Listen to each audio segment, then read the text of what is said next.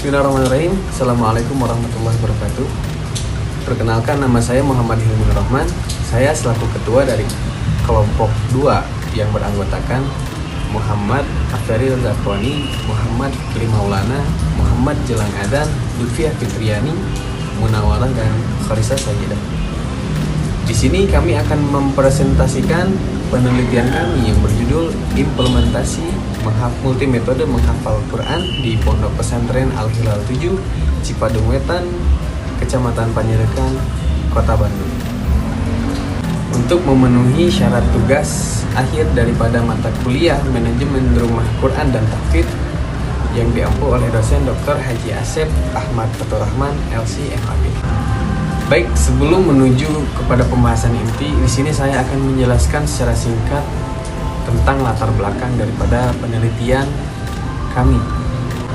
Seiring berjalannya waktu, kini banyak bermunculan metode atau cara yang dapat ditempuh dalam memahami isi daripada Al-Quran. Salah satunya yaitu dengan menghafalnya, atau sering kita dengar dengan istilah tahfidz. Nah, di Pondok Pesantren Al-Hilal 7, di sini Pondok Pesantren Al-Hilal 7 merupakan salah satu lembaga pendidikan Islam yang berbasis pada program tahfidz Al-Quran, yang mana di sana para santrinya biasanya akan terlibat dalam berbagai pendidikan yang meliputi yang pertama, tahfidz Al-Quran. Santri di sana akan difokuskan pada penghafalan Al-Quran dengan metode pembelajaran yang intensif dan pengawasan yang ketat untuk memastikan kemajuan dalam menghafal. Yang kedua, pembelajaran Islam.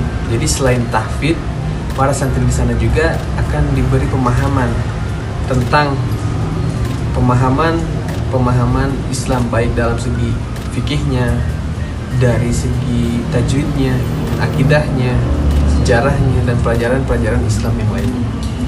Yang ketiga, kegiatan keagamaan. Jadi di sana seperti halnya pesantren pada umumnya, kegiatan-kegiatan keagamaan seperti sholat berjamaah, kajian agama, zikir, dan pembacaan Al-Quran selalu diterapkan di pondok pesantren tersebut untuk meningkatkan kecintaan dan pemahaman terhadap ajaran Islam itu sendiri. Baik, mungkin untuk pembahasan yang lebih mendalam akan disampaikan oleh rekan-rekan saya yang lain, dan sekian dari saya. Mungkin setelah ini akan ada pemaparan dari rekan saya yang lain. Maka dari itu saya persilahkan kepada rekan saya untuk melanjutkan daripada presentasi. Bismillahirrahmanirrahim. Assalamualaikum warahmatullahi wabarakatuh. Di sini saya Muhammad Afdari Zakwani ingin menyampaikan kajian teori yang dimana mempunyai 3 pembahasan. Yang pertama, ada metode. PNJS Purwodamitra menyatakan metode adalah cara yang teratur dan berpikir baik-baik untuk mencapai suatu maksud atau cara kerja yang sistematis untuk mempermudah suatu kegiatan dalam mencapai maksudnya. Dan yang kedua, ada metode menghafal Al-Quran. Ialah cara untuk mempermudah seseorang dalam menghafal Al-Quran agar apa yang dibaca dapat diingat dan dipahami dengan baik. Metode menghafal Al-Quran sendiri ada beberapa, yaitu ada wahdah, kitabah, simai, gabungan, jamak, binazar, tahfidz, talaqi, takrir, dan tasnim. Dan yang ketiga ada pondok pesantren. Kiai Haji Imam Dalkas mengartikan pesantren sebagai lembaga pendidikan Islam dengan sistem asrama atau pondok, di mana kiai sebagai figur sentral, masjid sebagai pusat kegiatan yang menjiwainya, dan pengajaran agama Islam di bawah bimbingan kiai yang diikuti santri sebagai kegiatan utamanya. Baik, bismillahirrahmanirrahim. Perkenalkan, saya Munawarah. Pada bagian presentasi ini saya akan menjelaskan terkait metode penelitian. Adapun jenis penelitian yang akan digunakan pada penelitian ini berupa non-akral atau kualitatif, yang dimana pendekatan prosedur penelitiannya menghasilkan data deskriptif berupa kata-kata tertulis atau lisan dari orang-orang dan perilaku yang dapat diamati.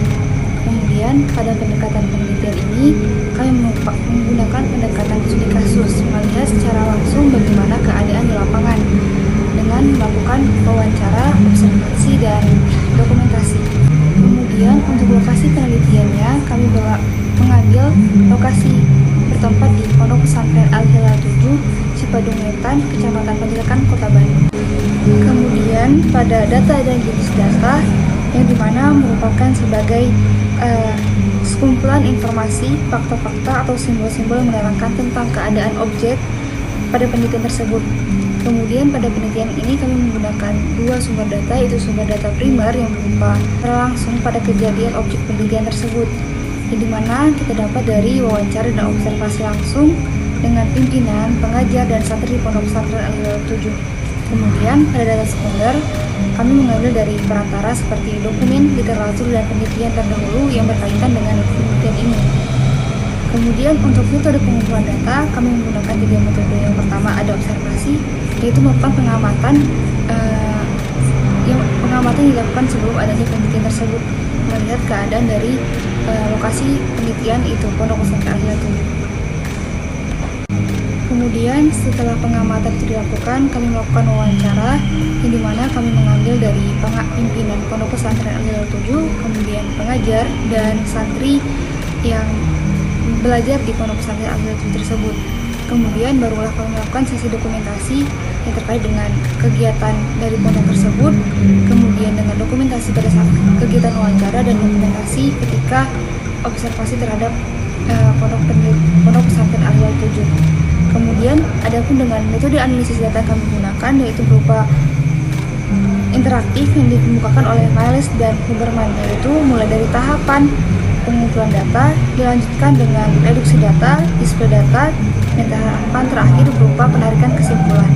Mungkin sekian pemaparan dari saya, dilanjutkan kepada materi berikutnya.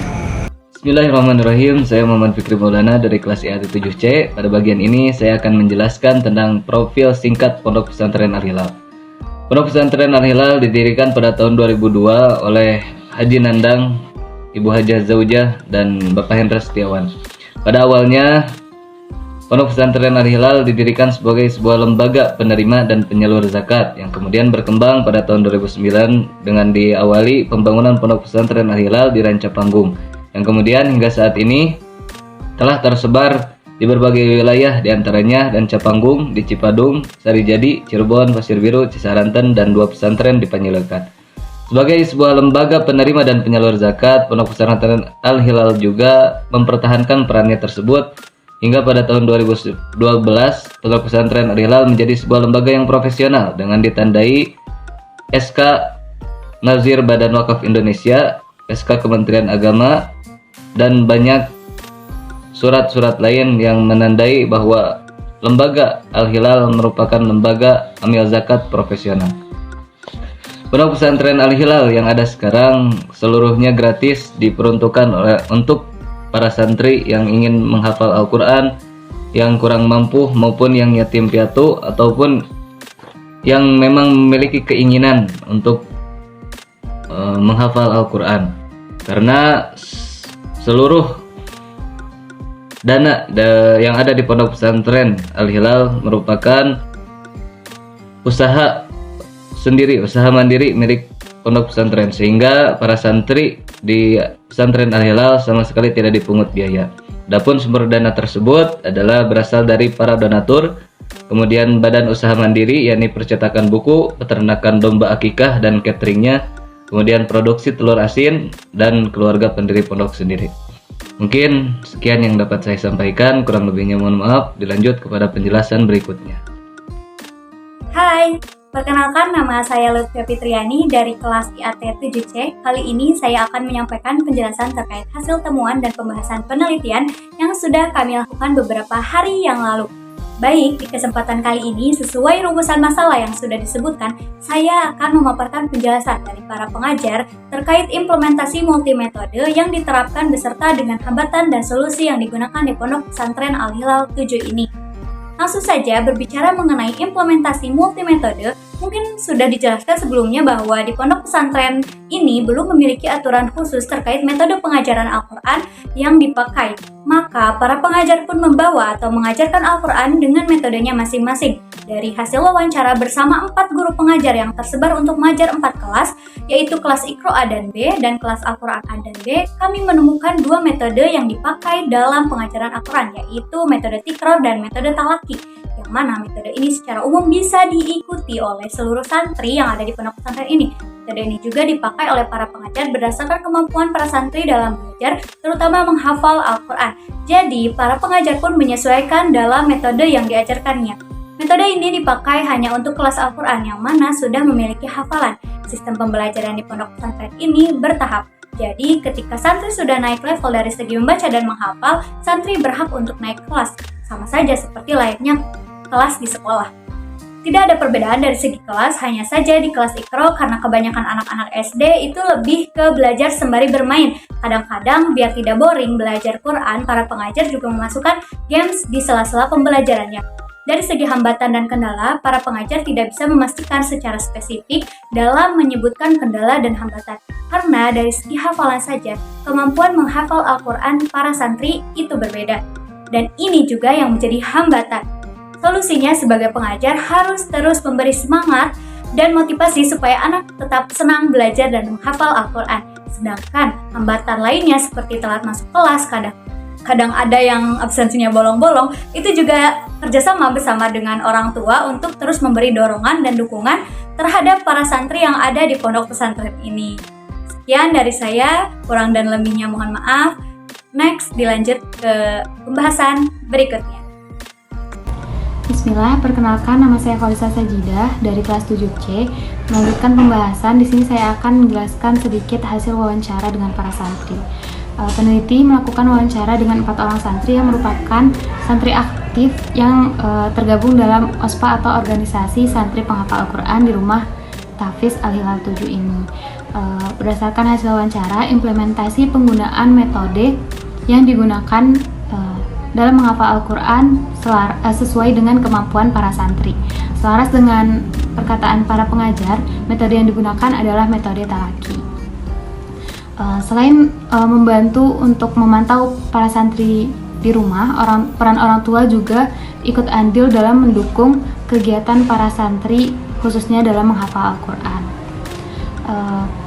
Selain itu, terdapat beberapa kendala yang dialami oleh para santri, yaitu dikarenakan sistem pembelajaran dilakukan per halakoh di suatu ruangan membuat para santri merasa terdistraksi oleh suara-suara dari para santri yang sedang menghafal juga, sehingga mereka memilih untuk menyendiri untuk mendapatkan hasil hafalan yang maksimal.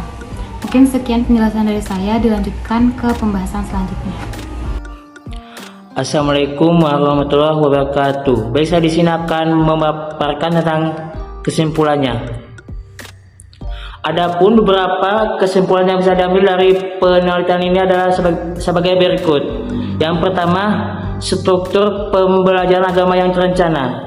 Pondok Pesantren Al-Hilal 7 memiliki jadwal yang terstruktur untuk pembelajaran agama di cabang-cabangnya dengan fokus pada pembelajaran Iqra dan Al-Quran. Pembagian kelas berdasarkan kemampuan membaca dan hafalan mencerminkan pendekatan yang disesuaikan dengan tingkat kecakapan santri.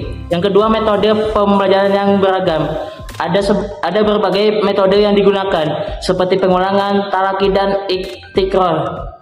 Hal ini memungkinkan para pengajar untuk mengakomodasi variasi kemampuan santri dan memberikan perhatian khusus kepada mereka yang menghadapi kesulitan. Yang ketiga, perpindahan kelas berdasarkan capaian. Santri dipindahkan antar kelas sesuai dengan kemajuan mereka dalam membaca dan menghafal Al-Quran. Ini menunjukkan pendekatan yang berfokus pada pencapaian individu dan pengaturan yang jelas dalam menentukan perpindahan kelas. Yang keempat, peran orang tua dalam proses belajar. Dukungan orang tua terhadap kegiatan murojaah dan pengawasan santri di rumah memainkan peran penting dalam kesuksesan santri dalam menghafal Al-Quran. Yang kelima, tantangan dalam proses pembelajaran. Tantangan seperti variasi kemampuan santri dan lingkungan belajar yang kurang kondusif dihadapi. Upaya dilakukan untuk mengatasi hambatan ini dengan mencari lingkungan yang lebih tenang agar fokus dalam menghafal tetap terjaga. Yang terakhir, yang keenam adalah pendekatan pendidikan yang holistik. Selain menghafal, ada fokus pada pembentukan adab, perilaku dan kepribadian yang baik. Ini menunjukkan pendekatan holistik dalam pendidikan agama. Dengan penggunaan metode yang beragam, pendekatan yang personal terhadap kemampuan santri, serta dukungan dari lingkungan dan pengajar, upaya untuk meningkatkan hafalan Al-Quran di Al-Hilal terlihat terstruktur dan mendalam. Tantangan dihadapi dengan berbagai strategi dan penilaian progres santri didasarkan pada pencapaian yang konkret dalam pembelajaran agama. Sekian dan terima kasih. Assalamualaikum warahmatullahi wabarakatuh.